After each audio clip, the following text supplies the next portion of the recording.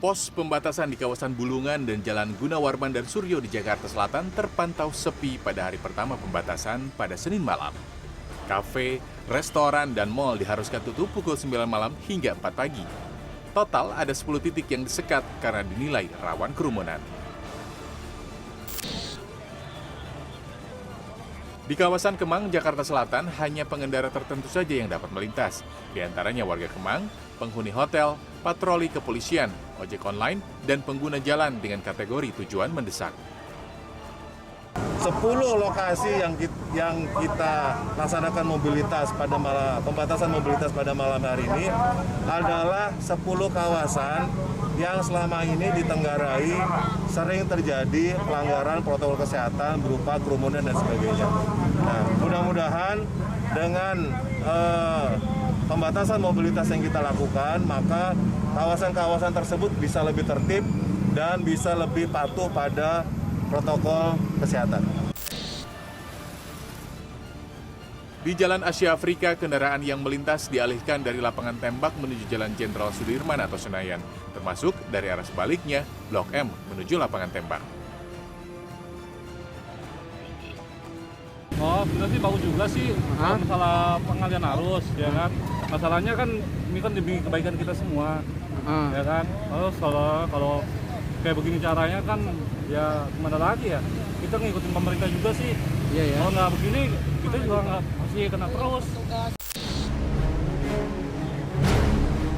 Pasca lonjakan kasus COVID-19 di ibu kota, Pemprov DKI Jakarta hingga kini belum juga memberlakukan pembatasan sosial berskala besar.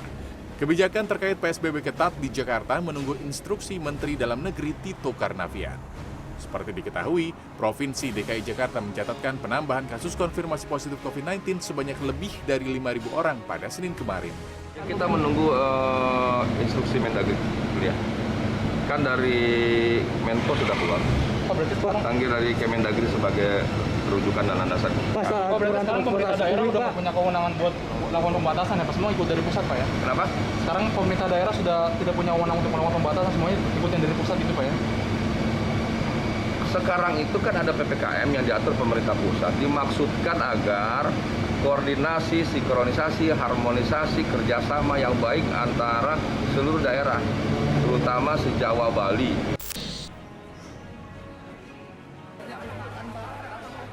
Pada Senin 21 Juni 2021, Presiden Joko Widodo telah meminta dilakukan penguatan PPKM Mikro. Pengetatan menurut Menko Perekonomian sekaligus Ketua Komite Penanganan COVID-19 dan Pemulihan Ekonomi Nasional Erlangga Hartarto berlaku mulai 22 Juni 2021 hingga 2 pekan mendatang. Yaitu yang pertama bahwa kegiatan perkantoran atau tempat kerja ini baik oleh KL, sudah ada surat edaran daripada Menteri PAN.